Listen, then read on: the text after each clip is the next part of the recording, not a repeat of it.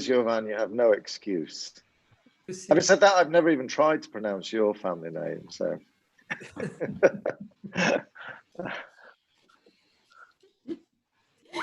But it's good to always learn something new.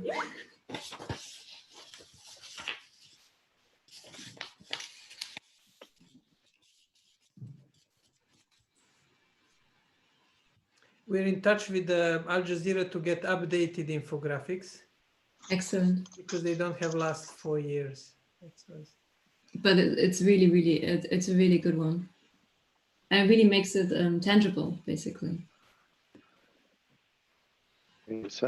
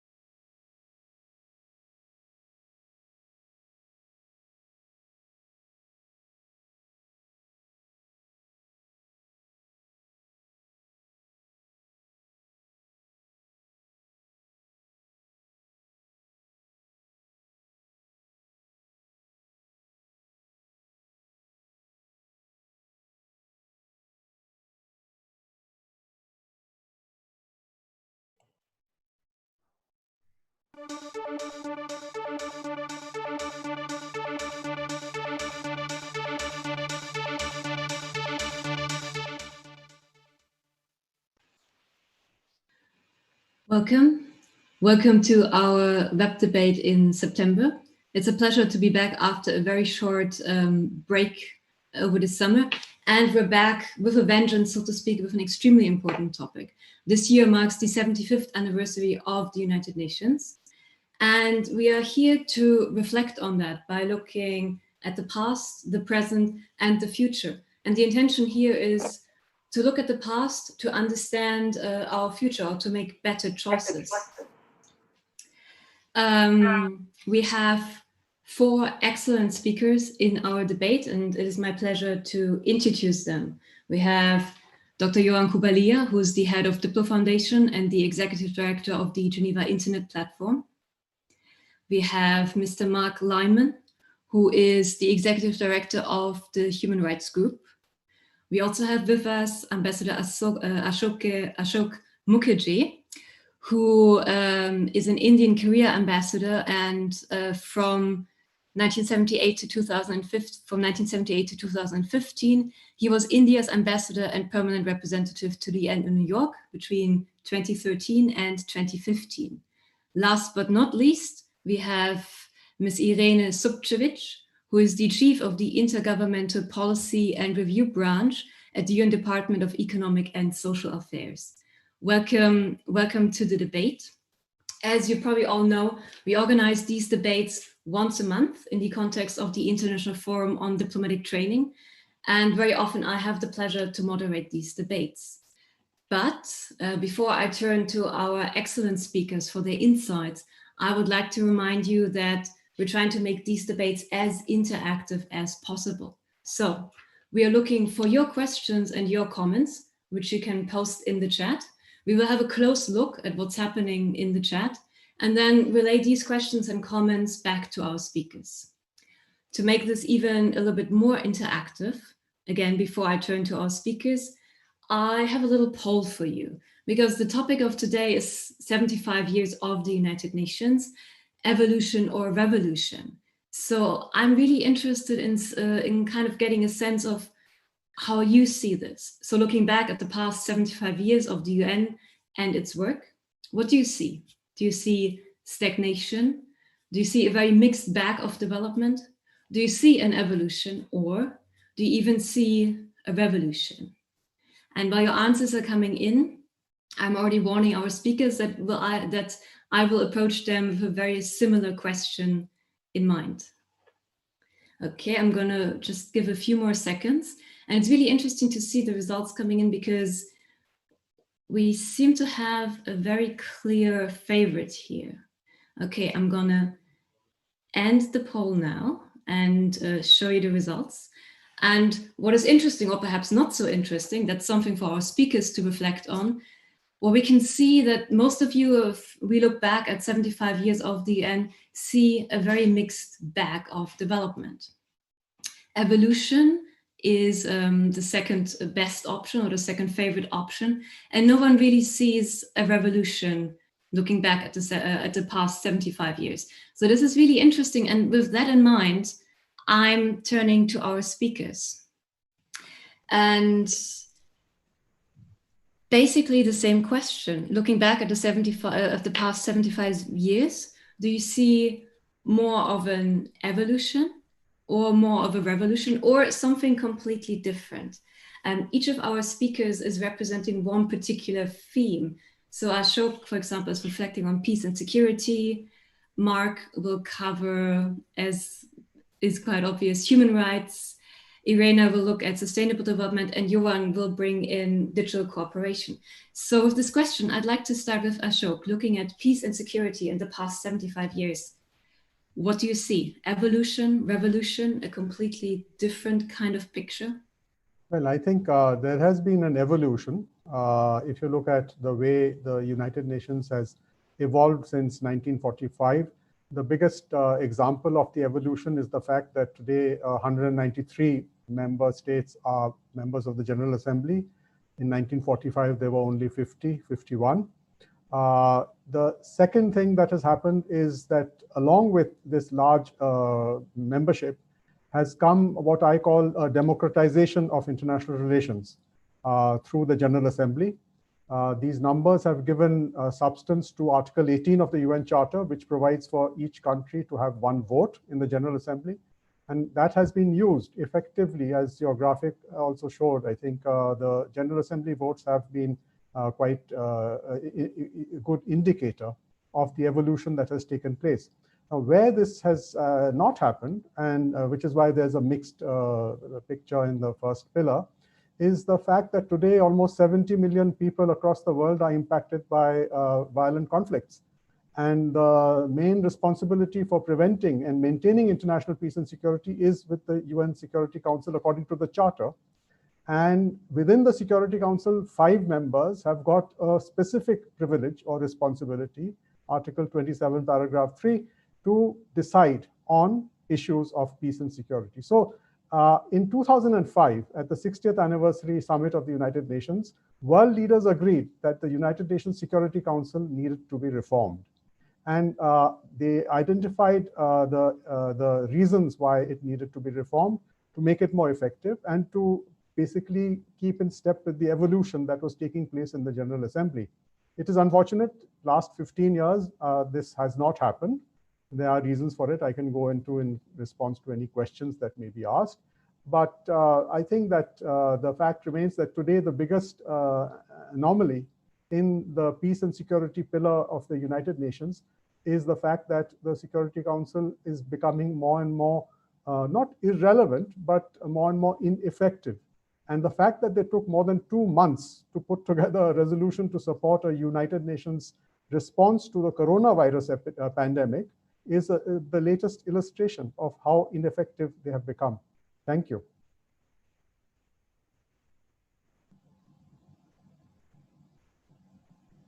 Thank you, Asoke. Let's move to another topic that is, I think, at the core of the United Nations, which is human rights. And this brings me to Mark. And again, the question, evolution, revolution, more of a mixed bag. And we already heard some very interesting reflections from Ashok that he sees an evolution in the peace and security pillar, but also a bit of a mixed bag. And especially now, if we look at the current moment. On human rights, Mark, how would you assess the past almost 75 years?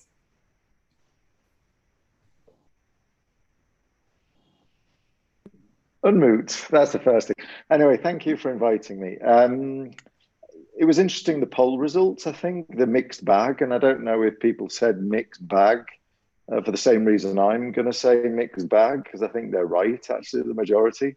And that's because it has been a mix of revolution and evolution in the context of the human rights pillar anyway. Revolution, I would say, at the beginning.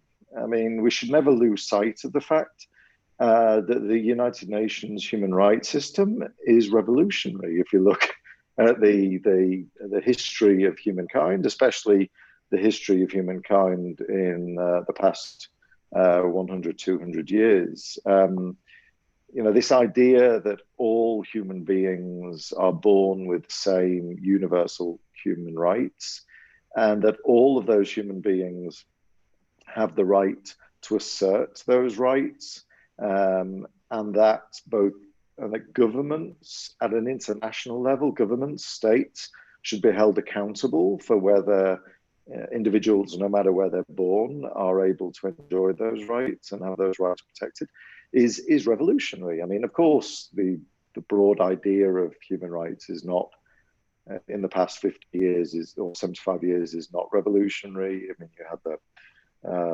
the Declaration of Citizens and People's Rights in France, the Universal Declaration of Human Rights in the US, the Bill of Rights in the UK, and that's a very Western slice. There's obviously been an evolution of rights in Asia and Africa and Latin America.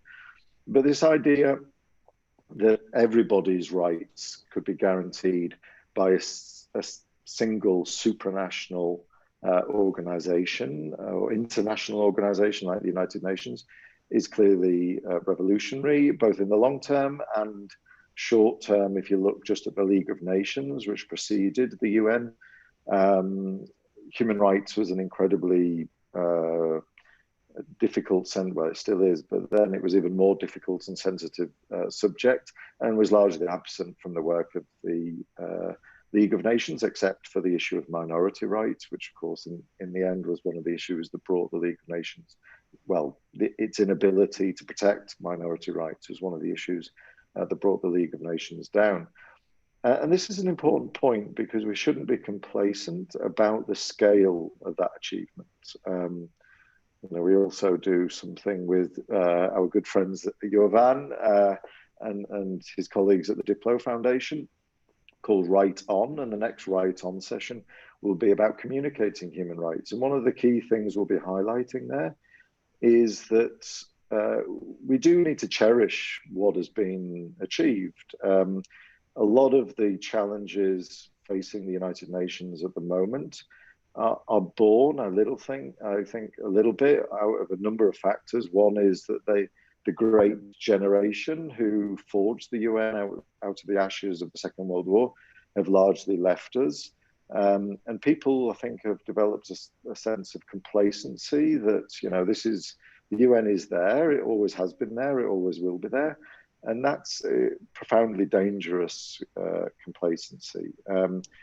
Because just like the League of Nations, there's nothing to say that this system that was being built by people with vision will always be with us. So we do need to understand, I think, this revolutionary aspect, this a sense of achievement, a sense of what was achieved in the 1940s and 50s.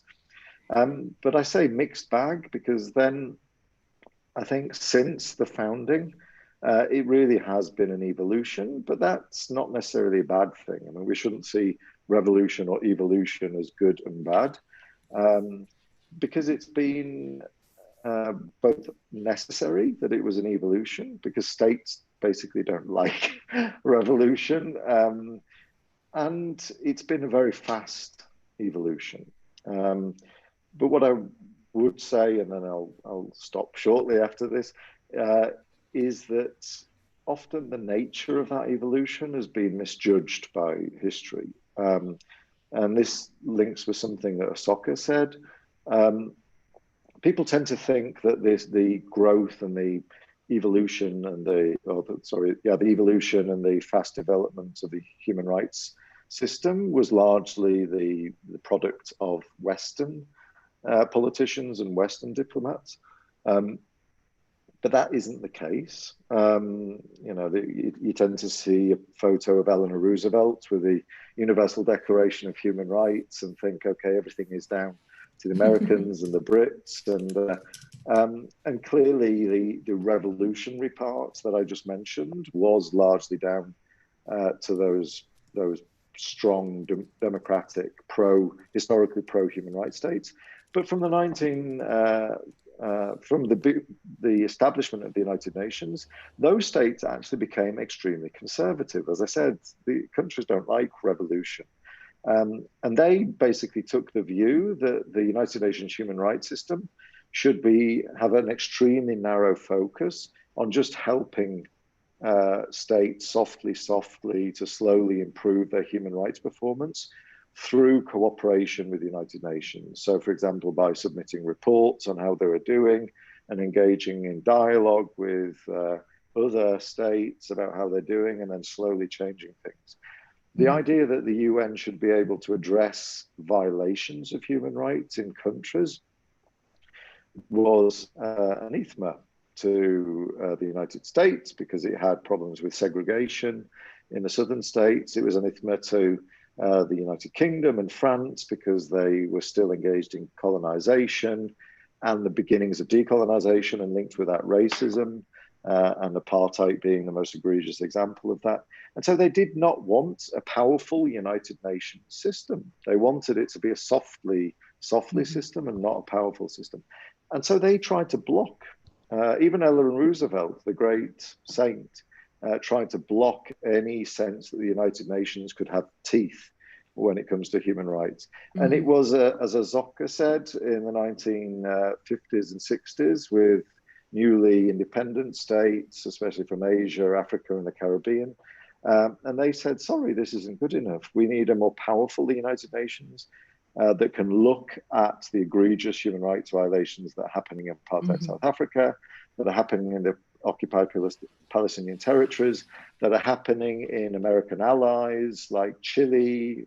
And so these countries were the ones that powered forward and really, I would say, reached the limit between evolution and revolution, because in the face of opposition from the West, they really expanded the scope and the powers of the United Nations human rights system. And the last thing I would say is we need to learn from that mix of revolution and evolution when we look to the next 50, 75 years. Thank you. And thank you for really portraying the kind of differences in the debate and the kind of development of the debate. That's really useful. And what I also take is this notion that the Declaration of Human Rights in itself is a revolutionary thing. And then we can see how the debate developed and how different countries stood on different sides of the debate and helped or hindered the development or pushed for new developments. So now I'm interested in how this picture looks like from the perspective of development and sustainable development, which brings me to Irena. And my notion would be that sustainable development in itself is also a very revolutionary concept, perhaps. But I'm interested to see what you think, Irena. Thank you very much, and thank you for the invitation. Well, if I may, I would like to just take us back even before 45 to the year of 1942, when the Declaration of the UN was signed by the 26 countries. And those of you who recall which countries they are, you will see that they are both countries that come from the so-called developed world countries, but there are a lot of countries, and India, of course, is among them, that signed this initial declaration. And in this declaration already, they are talking about defense of life, liberty, independence, and religious freedom, and preservation of human rights and justice at home and abroad. So, so these are already some of the things that are there. And then when we look to the charter, apart from maintaining international peace and security and human rights, about what Ashok and Mark were talking about, there is also something which says that in the charter, what UN is striving for is achieving higher standards of living, addressing economic, social, health, and related problems.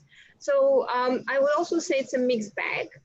because in a way it is an evolution since we have now currently 193 member states.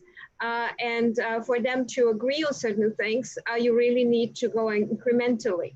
On the other hand, there are some of the things have happened that can be called revolutionary.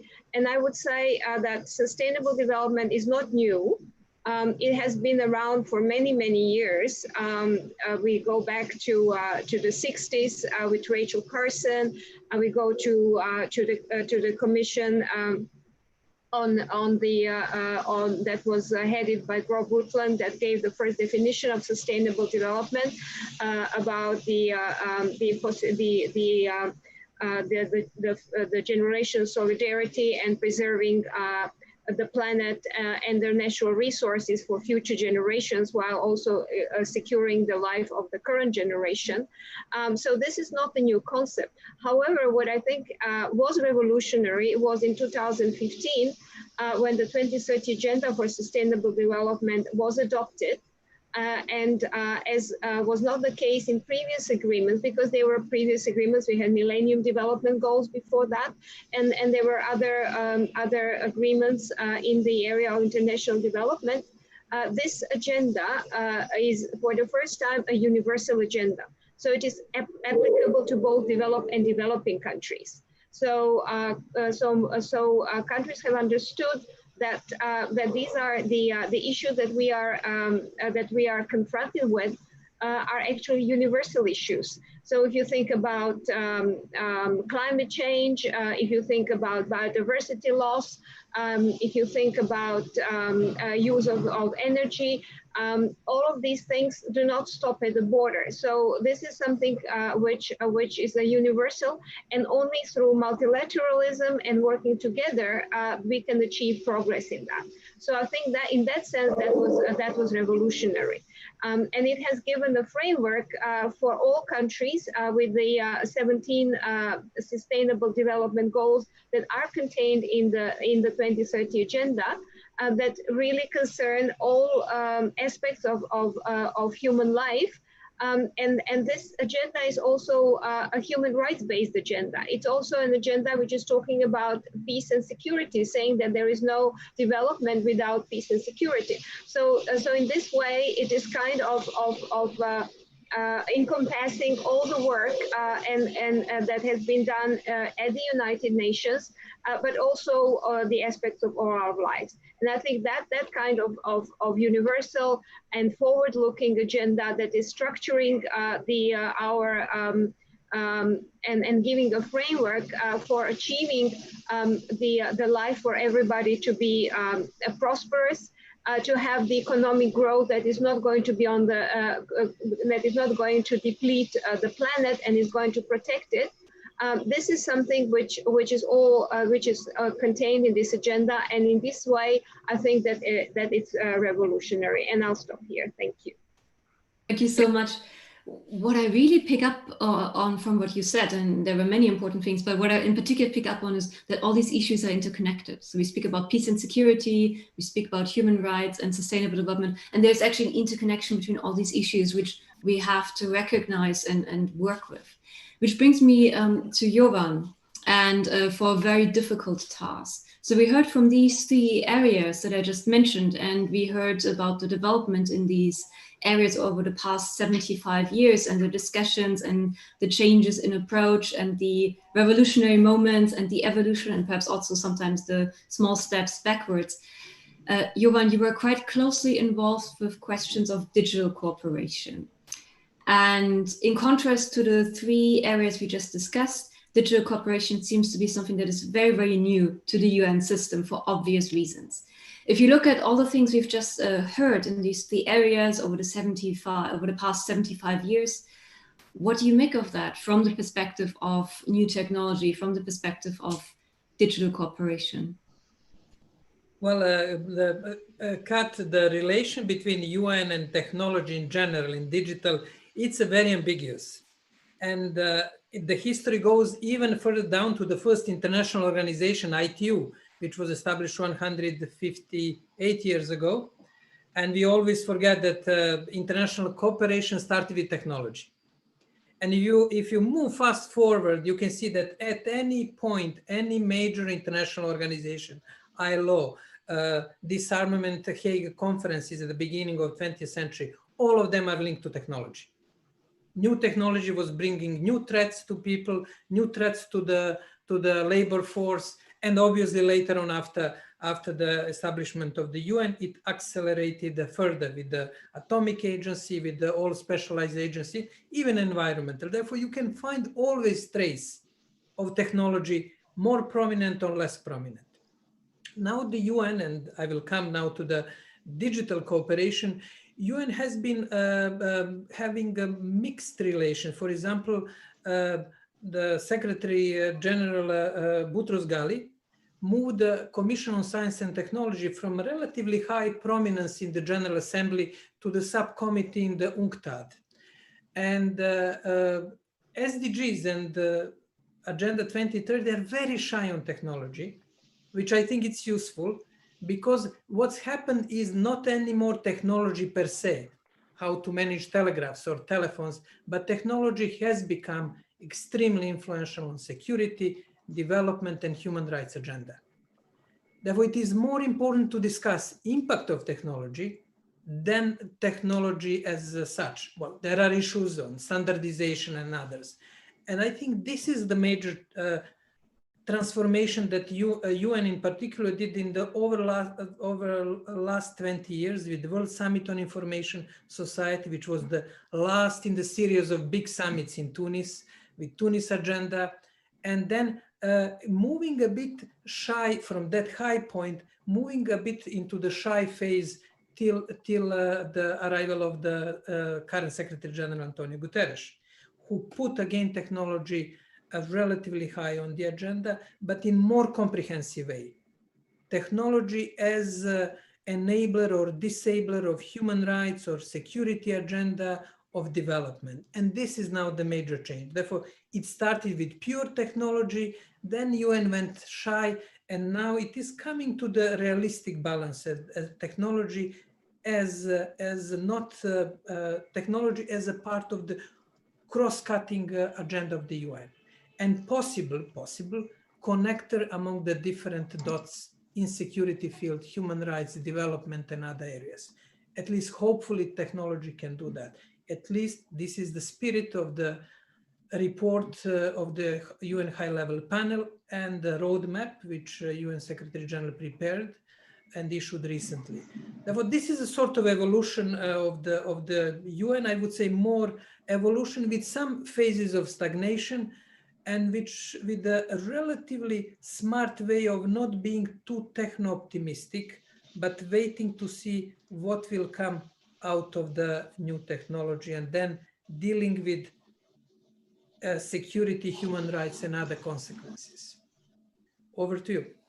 Thank you, Jovan, for this answer. That it's a cross-cutting issue, but also there seems to be a more normalized approach to technology playing a role in all these other fields that we just heard about as well. And from our other speakers, Ashok, Irena, and Mark, I would later like to hear how they relate to what you just said on the role of technology in their particular fields. But perhaps this is a thought to keep in mind while we also look at the questions we received from our audience, because there are quite a lot of questions and interesting comments to the effect that we should really look at what the UN has accomplished even on a smaller scale.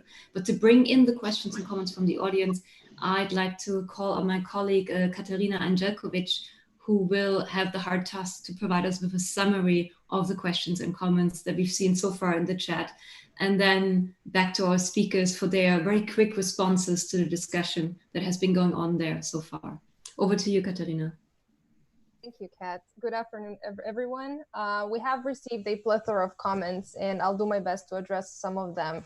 Participants agreed that the UN reform is definitely necessary, and some participants also noted that the UN needs to reach closer to citizens. In addition, it was also noted that the UN needs a much more structural and functional transformation to bind member states for their compliance towards international recommendations and SDGs. this is the last decade to cope with the SDGs and to strengthen their institutionalization. And we have also received one question from Ms. Roy, she asks, what would the UN look like if all states paid on time and in full their assessed contributions?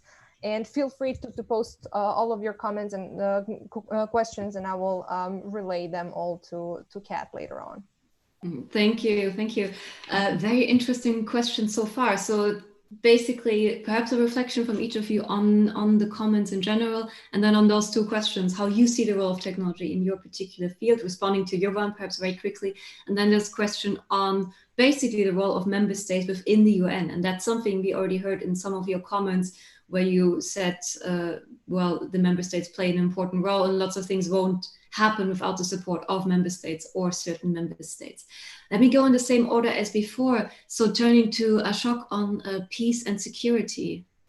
Well, thank you, Kat. And on peace and security, to respond first to the point that Jovan has made, I think that we are now seeing in the peace and security pillar two aspects of this issue of technology and of digital and cyber technologies playing out.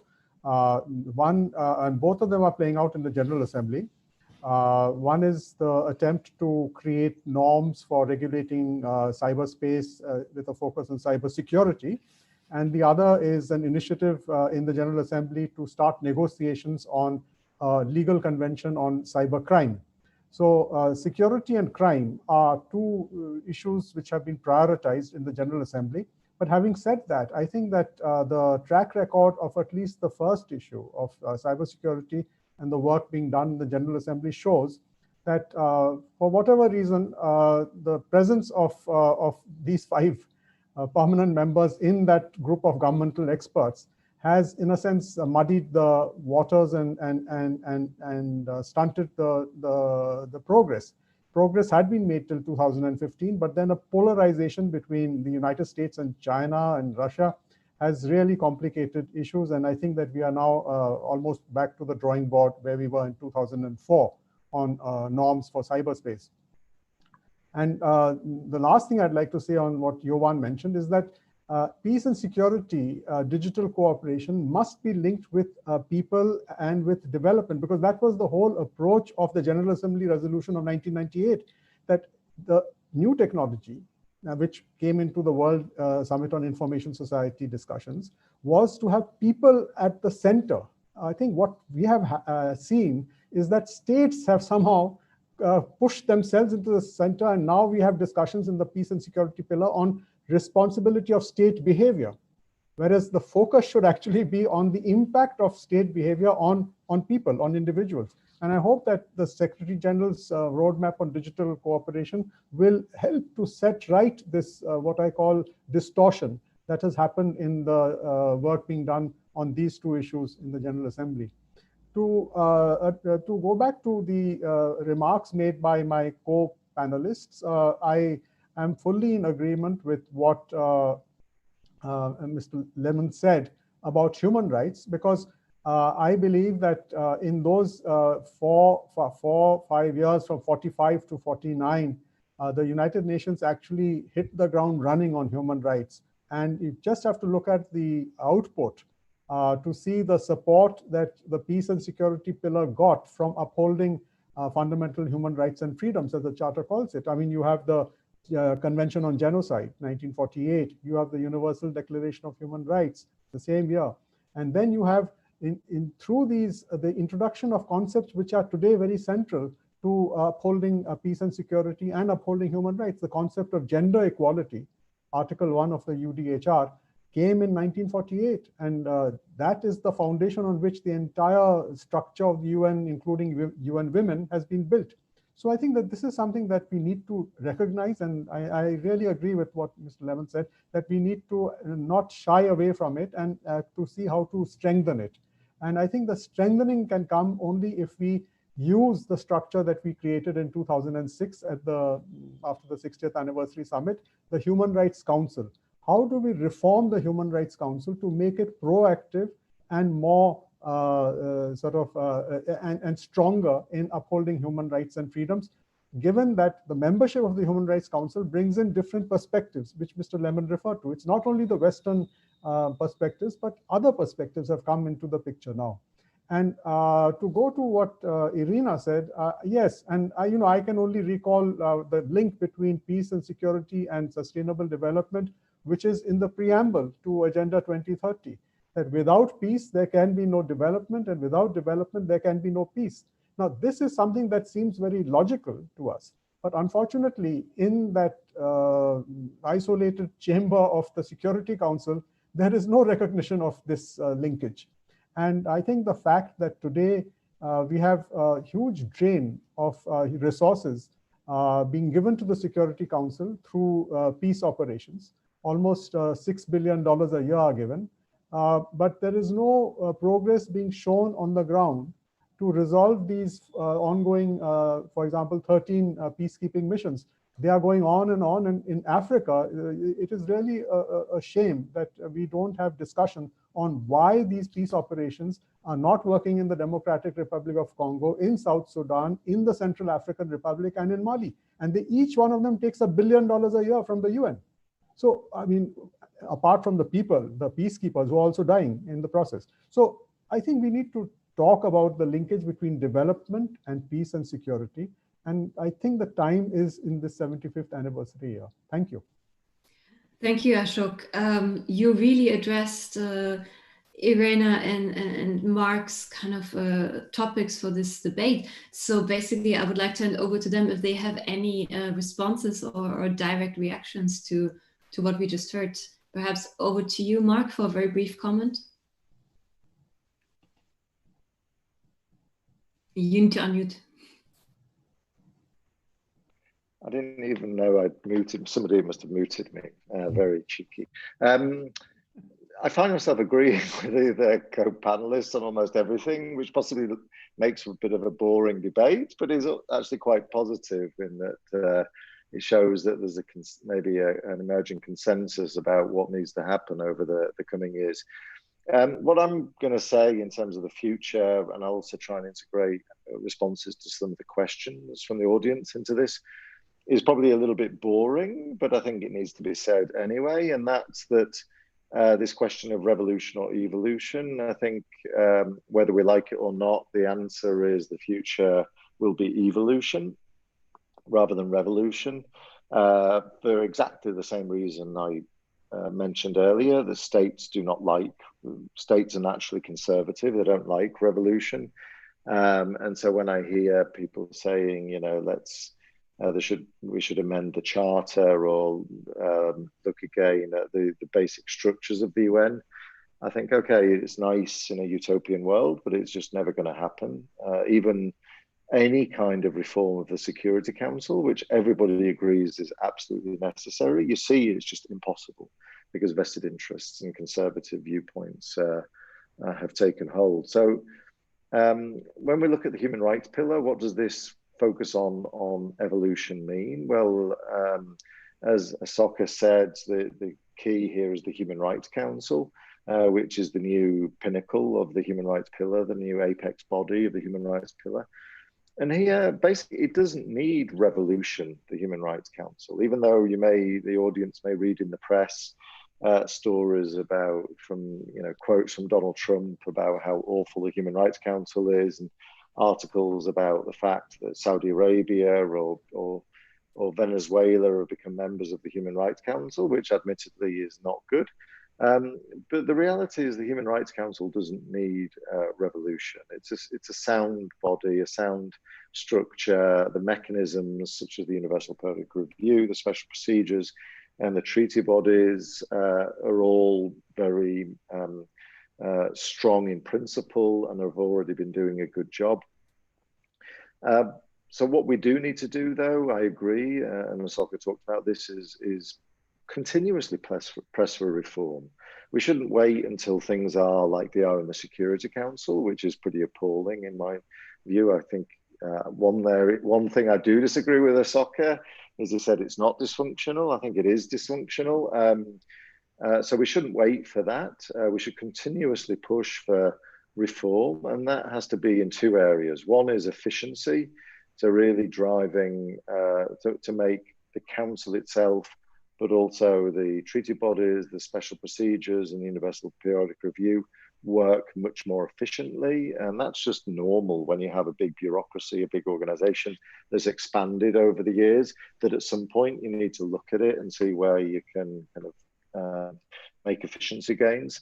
And the second key area, and this links with what a lot of people said, including Jovan and the other panelists,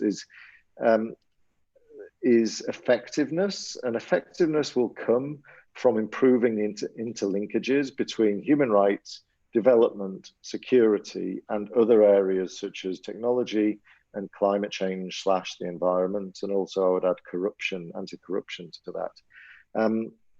And the good news is that's already happening. The Human Rights Council has been focusing a lot over the past 2 or 3 years on the link between human rights and security, and that's been in the context of prevention, which is the Secretary General's #1 priority. And so there's a lot of work, including at the upcoming September session of the Human Rights Council, on how to operationalize the Council's prevention mandate and link that with the Security Council.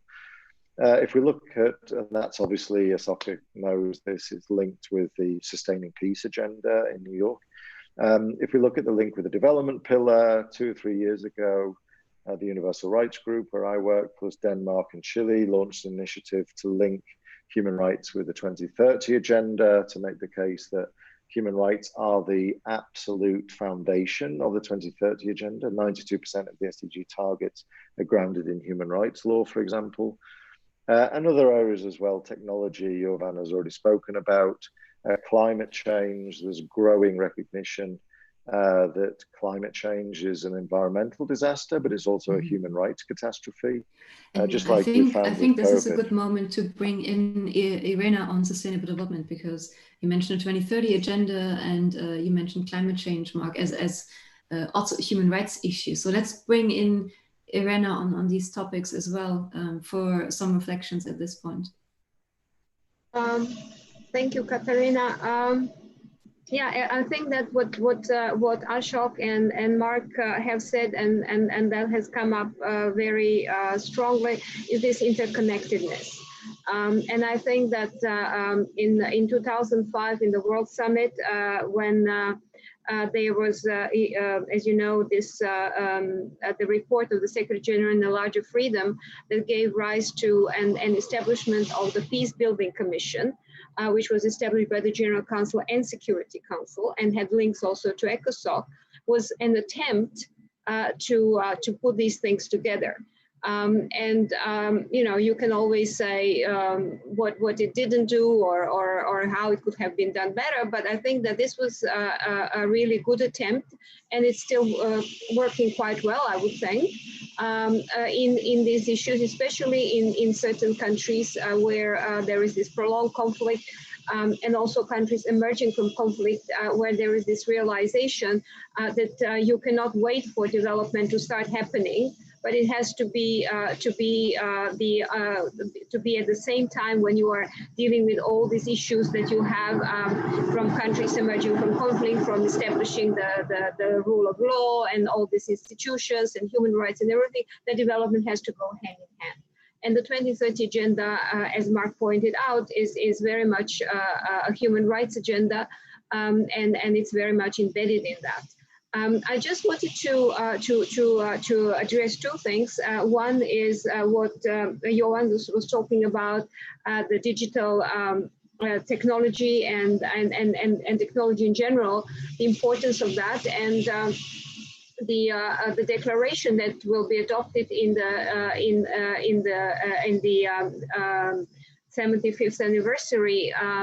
There were one of the areas where member states have agreed that more action needs to be taken is digital technology, and it's showing how digital technology can work for the worse or for the best, and is actually arguing that there has to be cooperation in digital technology, and that it can be really a very good vehicle to advance the member states and in their efforts to achieve a sustainable development, but also it can be disruptive if it's not managed properly. So I think this is a very important thing.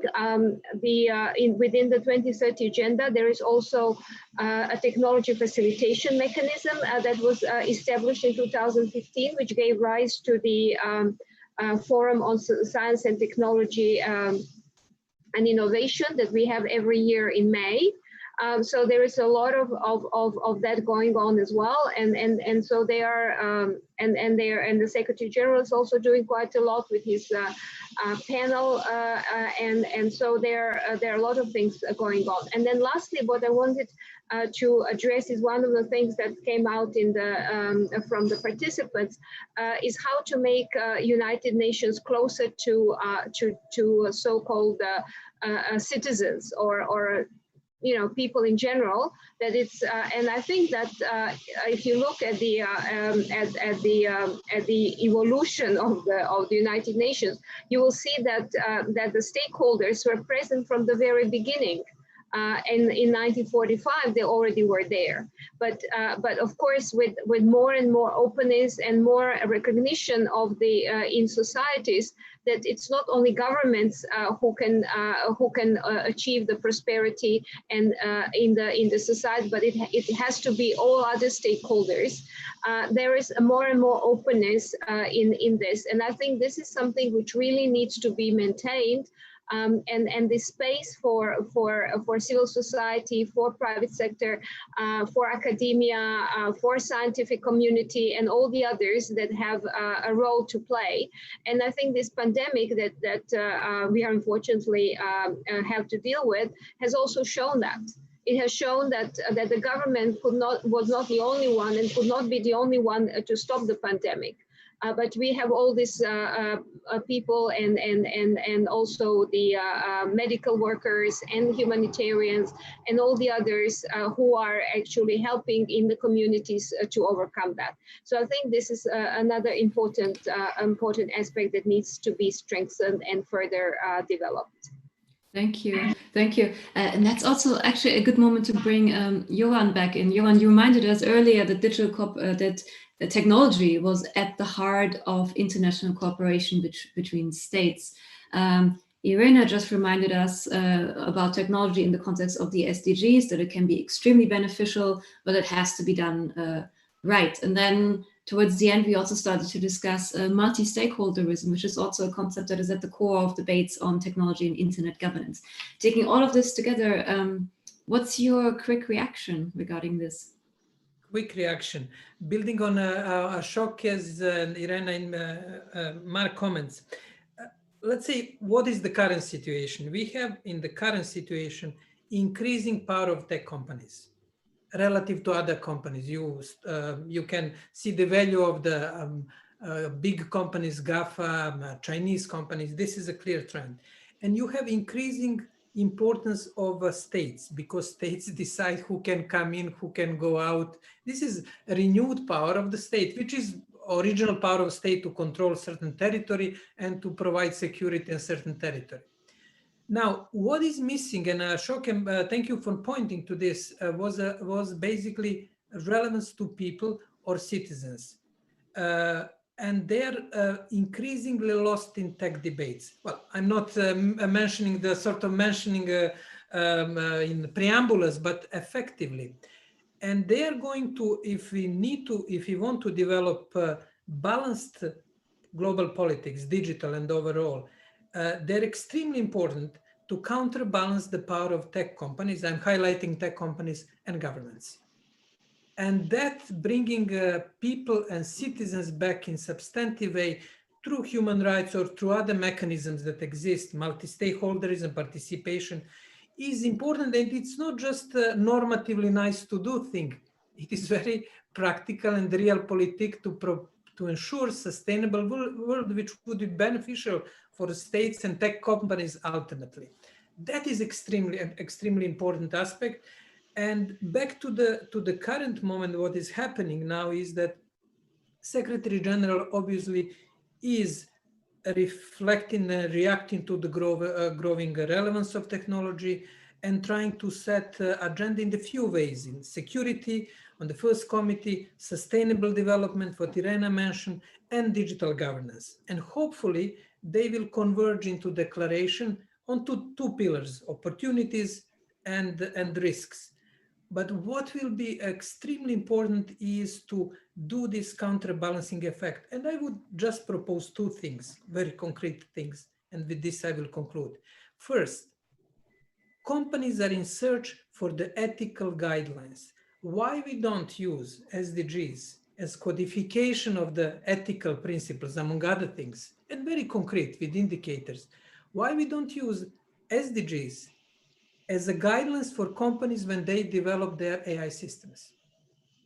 It's clear. Google recently said we need some sort of help, and it's a relatively genuine call.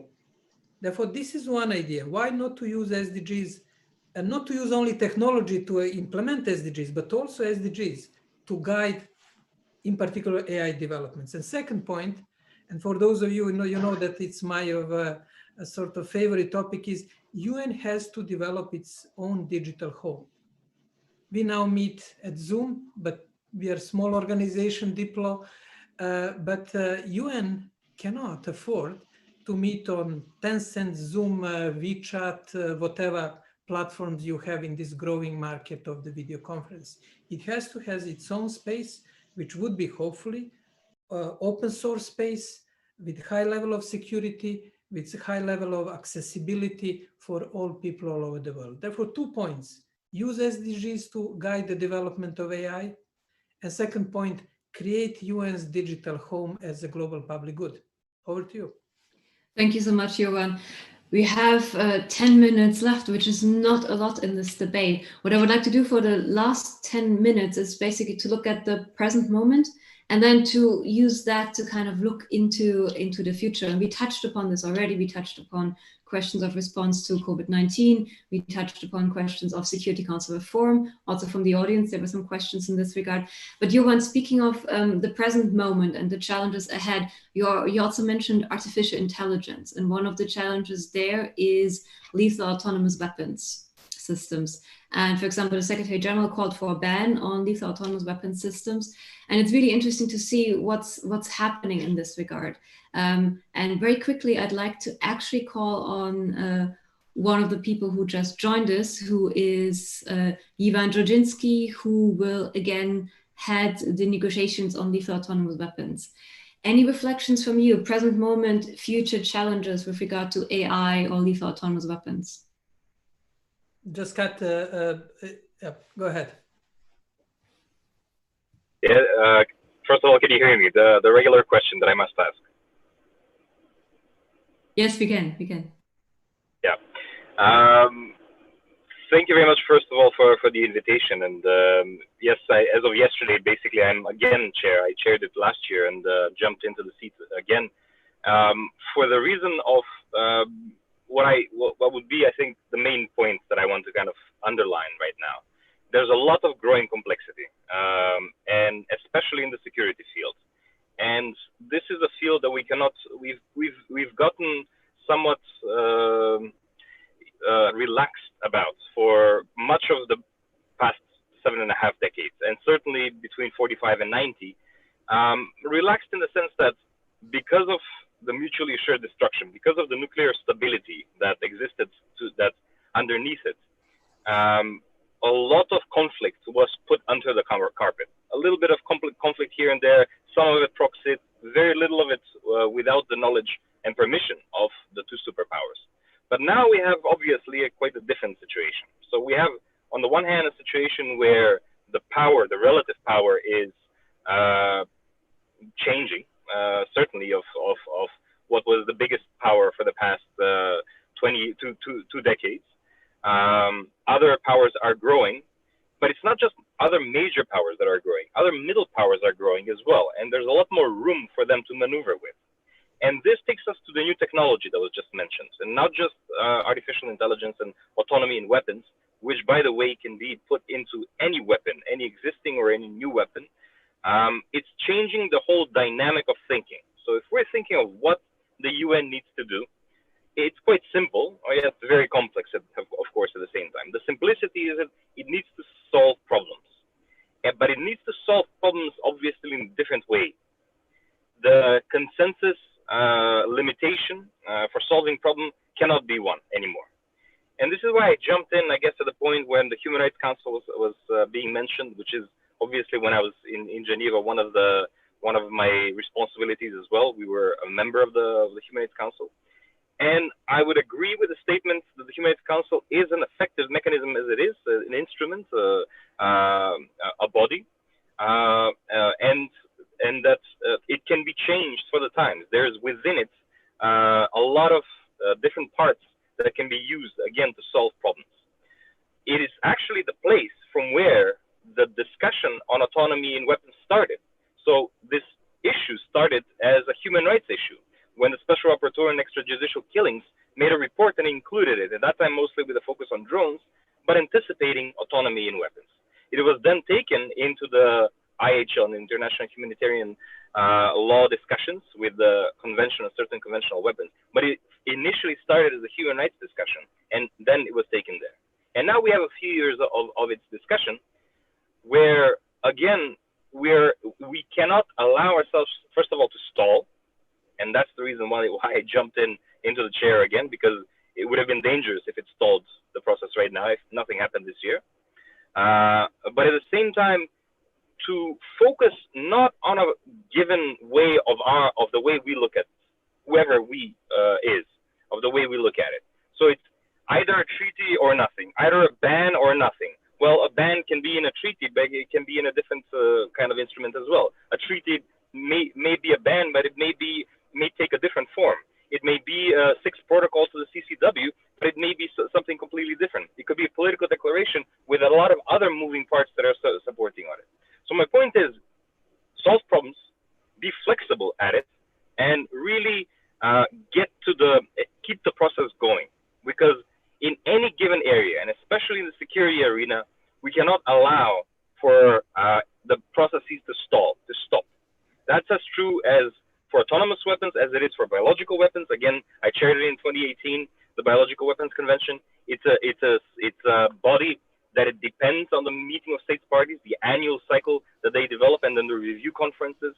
And without a secretariat, really like the OPCW for chemical weapons, nothing similar in biological weapons. If we were to miss 1 year, you lose that momentum. So these are examples, especially in the security fields. And again, these are for weapons of mass destruction, for which autonomy in weapons has implications as well, where if we stall, everybody, and that includes major powers, that includes middle powers, goes back to their own garages, does things in secret, assumes the worst of whoever their adversary is, and creates a feeling of insecurity around it. So this is why we cannot forget that aspect of the UN in the next 75 years or in the next Thank you. I think this is a good moment to bring our other speakers in, because you provided us with a very nice almost roadmap, in the sense that you called for flexibility, keeping the process going, which brings us back to our themes of evolution versus revolution. We only have a few minutes left, so what I would like to do is give the floor to each of our speakers for a final moment of reflection on the present moment, on the future. I know this is a hard question to ask because it's basically an impossible task, but let us try, from each of your perspectives, reflections on the present moment, reflections on the future, as a very short final word from each of you. And here again, I'd like to start with Ashok and reflections on peace and security. Thank you, Kat. And I think that listening to everything that's been said today, including our last speaker, there are three things I'd like to say in terms of the future. First, I think that the time has come from the 75th anniversary onwards for the United Nations to become more multi-stakeholder in structure and working. It is no longer just to be left to governments to guide the United Nations along. And we have shown how it can be done in both the Tunis Agenda and in Agenda 2030. So it's not that it can't happen. The second is that I agree fully with what Jovan said about the need for the United Nations to have a digital home. And I think that for this will be probably the biggest signal that the United Nations can give to show that it is both responsive and aware of the change that has taken place in our lives, which has been catalyzed by this pandemic, but it has now come to stay. This digital identity has come to stay, and the United Nations should quickly create a digital home, which should be affordable and open access and all that Jovan mentioned. I would say it should be like Article 18 of the Charter. And the third point I'd like to end on is that I believe that if we bring in this impulse of taking the United Nations back to the people, then we will definitely set it on the way to a reformed multilateralism. Areas difficult. But if we bring these two impulses, the digital impulse and the multi-stakeholder impulse, into the United Nations, probably we can get the reform done sooner rather than later. Thank you. Thank you. These are two very important points to keep in mind, to put on our agendas. Mark, final reflections from you, and human rights really featured in lots of the points we made during this discussion. So very short, any final reflections on you, which is obviously a challenge. Okay. Mark, there you are. Sorry, unmute. Terrible. I've lost the habit over the summer. Yeah, no, thanks for this last opportunity to speak, and it's been a great discussion. Because I was a bad panelist and I already went into this future question in my previous intervention uninvited, so apologies for that. I'll be very brief. I'll just answer one of the questions from the audience, because it's always nice to make sure people's questions are answered. And that was about money. The question was if UN member states paid in full and on time their dues, which is an interesting question, because at the end of the day, if we're talking about strengthening and improving the UN, then money talks and something else walks. And it's a crucial issue, especially for the human rights pillar. The human rights pillar, ever since the foundation of the UN, has been kept as the UN's little pillar, only getting around 3% of the UN's regular budget compared to about 25% for both development and security. And that was done on purpose by member states, because they do not want a powerful United Nations human rights system that can hold them to account and that can stick its nose into their internal affairs and the terrible things in some cases they're doing to their citizens. So if we're really serious about a stronger UN built upon these interlinkages between the different pillars and with technology and climate change, then quite simply, member states, led by, I would say, with leadership from the Secretary General, are going to have to bite the bullet and look at this unbalanced budgetary situation of the UN and start to invest more in human rights, especially when it comes to working with states to build their national human rights resilience, build their democratic resilience, promote sustainable development from a human rights perspective. That really is the future of any kind of human rights, any kind of UN reform and strengthening. Thank you. Thank you. Certainly, it's good to keep that in mind, the question of budget and how budget is allocated. Certainly something we should note down. Irena, any final reflections from you? Thank you very much. Well, maybe just to say two things. One is that I really, when people talk about, when they talk about United Nations and what United Nations could do better and has not done or something, I always say, well, can you imagine the world without the United Nations? So I think that's one thing that we always have to bear in mind.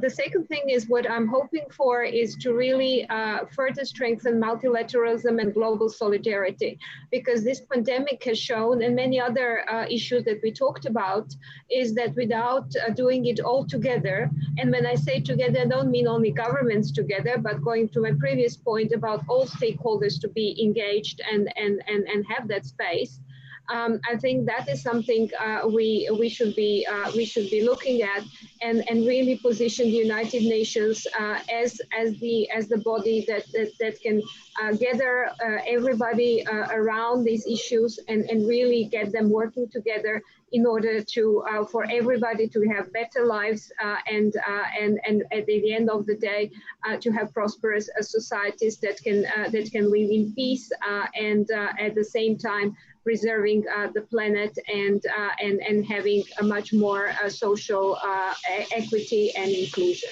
Thank you. Thank you so much. And it's interesting to observe that multi-stakeholderism is definitely something that echoed throughout the debate. Jovan, any final words from you? Well, as always, 3 points. The first one is clarity of message, discussion, and the fairness in treating people intellectually worldwide. People are tired of spin. They're tired of the empty talk. They're asking for the clear answers and clarity of the discussion. That's the first point.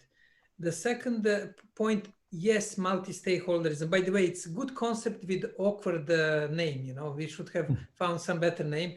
But responsible multi-stakeholderism, where there will be transparency and there will be clarity about roles of the major actors, states, citizens, business people. And third point, we need a digital home for the world. And there is no better place than the UN to be digital home in 2 aspects: space where you can come for online meetings, and also space where you can pose your concerns and questions about digital policy. Whether it is the removal of your post on the Facebook, or privacy concern with the latest health app, or more serious cybersecurity issues. Therefore, UN as a digital home for the future developments. Thank you, Jovan. To end this debate structurally, let me follow in the footsteps of Ashok and Jovan and make 3 points. First point, thank you so much to our audience for your questions and your comments and for joining us in this extremely lively and timely discussion today. Second point, as usual, we will follow up this debate by posting the recording of this conversation online and by providing a summary. And third point, last but not least, let me very much and very warmly thank our speakers for this debate today, for bringing their insights, for providing a vision for the future, and for really making us think of how we move on from here. So thank you so much, Ashok, Irena, Mark, Jovan, and Jivan also. Thank you. Thank you. Thank you.